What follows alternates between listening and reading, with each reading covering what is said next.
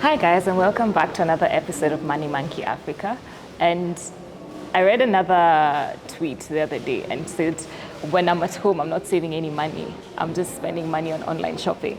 And today I'm here with Diallo Gatabaki. I hope I said that correctly. Yes, you did. Diallo is a very diverse professional, in my opinion. Someone who has a very impressive experience timeline, and also he has the spirit of someone you really enjoy talking to and talking about to other people. Today I'm at ShopZetu. ShopZetu is home for a lot of brands, mostly African brands and also international brands, and it has really skyrocketed. I knew about ShopZetu during the COVID lockdown period, and it was just pretty much how you online shop and you can't really stop because of the different offers that it has. And today we're going to be talking about managing a business online with Diallo Gatabaki. Welcome. Great. So hi Diallo, how are you? I'm good. How are you? I'm doing Very good. I'm Pleased doing to be great. here. Yes. Meeting you on LinkedIn was one of those things that were like, oh God, is this guy gonna reply? Like I really need his input. Yes. And it was really great for you to reply and for us to be here. I'm really grateful. That's fantastic. I'm happy to be here. So happy you slid into the LinkedIn DMs. And this is great. Yeah. Thank you for having us. So when I was looking at your profile, I noticed that you went from fintech and also just working with different brands straight into fashion. And I thought that, okay, I'd like to know why the switch, why the change? Yeah. So maybe some background about me. So I think I got one of my earliest working experiences definitely was in advertising agencies. So that's why I really cut my teeth when it comes to marketing communications. So working for the big advertising agencies at the time, Mindshare, and then I went to Squad, and then I went into Brainwave. So I think that's where, and in particular, what I was doing in those agencies was a lot more to do with digital marketing. So I've always had a sense for digital and technologies where I was going to end up eventually. So more recently, I've held roles within the fintech space, whether it's in remittance or insurance. And I have been at least at the very forefront of seeing how technology can actually change people's lives.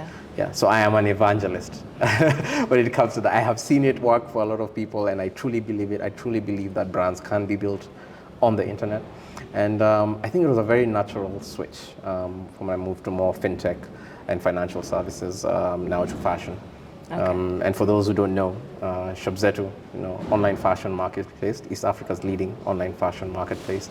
At our very core, we're a technology company. Technology, data, logistics. We just happen to be in the fashion business. Yeah. So a very natural progression, if you ask me. Different products, but I think what we're trying to do here is more or less the same. Right. With over 13 years of experience in just basically advertising and digital marketing and now fashion, what would you say is your biggest take from this experience here? I think one of the more interesting things I feel is that, technology has really evolved, and right now we're literally sitting on the verge of artificial intelligence taking over. But when it comes to the first principles, when it comes to marketing communications, a lot of things haven't changed. Storytelling is quite near and dear to my heart. So regardless of the platform or the way or the distribution channel you're going to do it, I still think that having those fundamentals of marketing is very important. Right. So regardless of the technology will always come. It'll switch things up, it's always this shiny new object, but I think understanding the fundamentals is what's going to really help you grow your business. Right. Yeah. Okay. With ShopZetu, a lot of people, I know people know that it has housed different brands in it. So how does ShopZetu work? Yeah. So again, ShopZetu being an online fashion marketplace, if you want to envision just any marketplaces where you have different vendors, maybe selling different goods, and you want to think about that online. So the way ShopZetu works is, and what we're very passionate about at the end of the day, is entrepreneurs who are in fashion. Now, maybe you don't know this, but the fashion industry, by and large, in Kenya has been very neglected from a policy and regulation standpoint. So during the beginning of the COVID, I think this is when it really blew up, because you can't go to physical stores, whether it's thrift, you can't go to actual markets and whatnot. So it just seemed like the most logical thing to set up. And I think for us, what's important for people to know is a lot of the brands that we host, up to 70-80% on our platform, are actually local. So these are Kenyans, just like you and I, who are actually making these products and selling them. So the way ShopZetu works is, obviously we onboard our vendors after obviously quality checking and everything, and then we use our marketing muscle to push it to as many new audiences as possible, hoping to expose them to as much Kenyan brands in fashion as possible. Right. Yeah.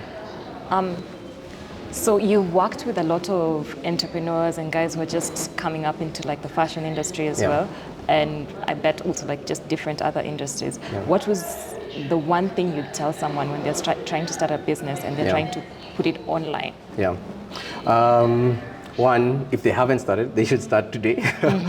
It's where everything is moving. Look at the internet penetration in Kenya. Look at how many people on social media. If you're in Kenya, your business definitely needs to be online. One of the things I would strongly suggest is their understanding of business, especially if it's online, and if they're looking to grow, is making sure that they need to be very in tune with the unit economics. So ensuring, how much are they acquiring a customer for, vis-a-vis, how much that customer eventually, spends on the platform and whatnot. So I guess maybe that's from the economic point of view, but from a personal point of view, for any entrepreneur who's going to be online business, you're going to have to grind. So there's no shortcuts. I know there's a lot of talk about growth hacking and whatnot, but I think what has helped ShopZetu specifically is that we had to literally grind this out. So whether it's reaching new audiences, whether it's improving our value proposition, you need to be like literally very, very in tune and have your pulse on the business at all times. Right. Yeah. With your experience, you've mentioned like the need to grind, and also like there's the different things that go into managing a business online. Yes. So like what are some of the must-haves of managing a business? So of course, when you're managing a business online, it would be great if you did have some experience in managing a business overall, because it's very similar.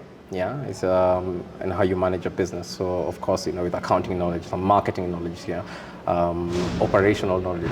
For us, operations does constitute a large part of our business. When it comes to logistics, how do we receive a good? How do we take it, ensure that it's delivered appropriately to our customers? It's a very big part of what we do. I think one of the things I would always try to encourage entrepreneurs is just think, at the end of the day, what problem is the business trying to solve? So because the technology is just a tool at the end of the day. So how are you as an entrepreneur, or how are you as a business actually creating value for these customers? I think once you figure that out, you're already like 2 steps ahead of any perceived competition that you have. Yeah. Right. So you have you're definitely selling a good, which is the clothes and whatnot, but you also combine it with services. Yeah. So which one would you say is takes the biggest part of ShopZetu? Definitely the fashion aspect. So we have fashion, we have beauty, and we have accessories on ShopZetu. And we do actually have now what I like to call other added services. So this is fashion at the end of the day. It's a very visually driven product, if you can say. So we do provide content creation services, we do provide warehousing services, we do provide data as a service, which is, again, because we're technology, data is at the heart of everything we do. I would say, obviously, the fashion itself, the product itself, does constitute a large part of what it is that we do here. And then, obviously, the logistics, how we run this engine. Yeah. So by the time you're seeing something that is actually been uploaded to the website, it's gone through an entire cycle from someone being onboarded, for the products being shot in our studio, being uploaded to the website, ensuring that the vendor has transparency and visibility on the products at all time when it's being sold, and then to the last mile delivery, which we control. Because at the end of the day, I think feedback from customers regarding, was this delivered on time? Was the product that you ordered, is it what you received? It's super important to us as we continue to improve every day. Right. Yeah. For a brand that is at the level of ShopZetu, would you with the experience also with agency, because a lot of brands this level can go and hire an agency. I'm not sure if ShopZetu does the same. No, not yet. Yeah. Do you prefer doing it in-house or like do you prefer it with agency work? Like, because I know ShopZetu has its own vision. And sometimes an agency will not do it justice. So do you prefer doing it in-house or like outsourcing? I think that's a fantastic question. So we mulled over this for the better part of last year. And what we decided for where ShopZetu is in its stage of growth, we definitely wanted to have this in-house. I think some of the key things for us was speed, how quickly we can turn over stuff, how quickly we can iterate, not just from a design perspective, even on the website and whatnot. So at this point in time, we have worked with agencies before, mostly on a project short-term basis, because there's some matters when it comes to expertise that, it's not our core work. But by and large, I would say that, this is in-house, we grow that team, and then the synergy between them, the growth and merchandising, it becomes a lot more synchronized. So I'm a strong believer. Having worked with agency, I do definitely know the values of agencies and what they can bring to any brand and help them growing. There's a reason why they exist and will continue to exist, even if it's in a different form. I think, but for us, at the stage at which we're at, we want to build that capacity in-house. Right, I get you. So when all is said and done, your laptop is closed, your phone is on D&D, like who's Diallo at heart? Wow. I, first and foremost, husband and father. Yes, my son turned 8 months yesterday. Super excited. Congrats. Yeah, running the place. I'd like to say definitely big fan, evangelist of the internet and its potential for good. I love, sharing memes with my friends. That's how I'm just a core millennial. I'm such a core millennial. I still share memes with my friend. But definitely curious about any technological advancement. I'm trying to read up as much on artificial intelligence and not just about the impact it'll have on the world, but also in terms of our business.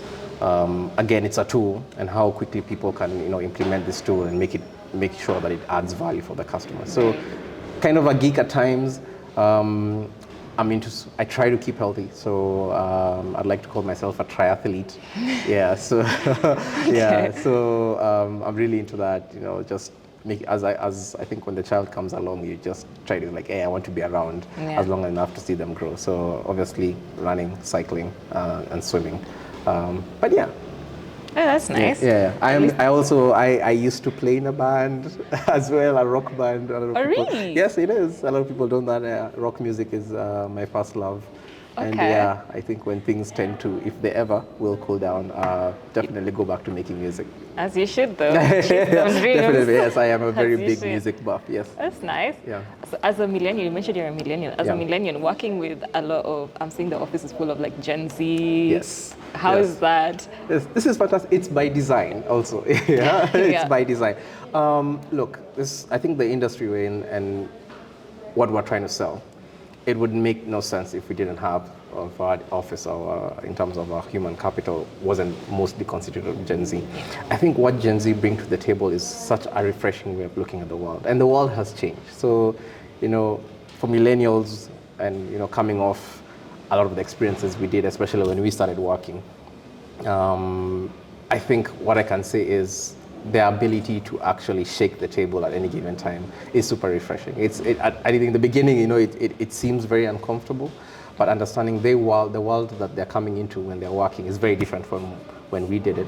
But also when it comes to matters of ideation and how we can push the envelope, being a bit more, I think in terms of sustainability and in terms of how we care about our customers, and not just in terms of the products we sell, but in terms of well-being. I think they've really, really pushed us in the office to actually adapt a lot of things, matters of mental health, content creation, obviously, the ones that Casper it, that's why it's so good. So definitely it's always a learning curve, which we are willing to learn. And I can't say enough good things about them. Right. Yeah. Great. Thank you so much for having us. That will be it for today. Okay. And I hope to see you at CMS Africa Summit.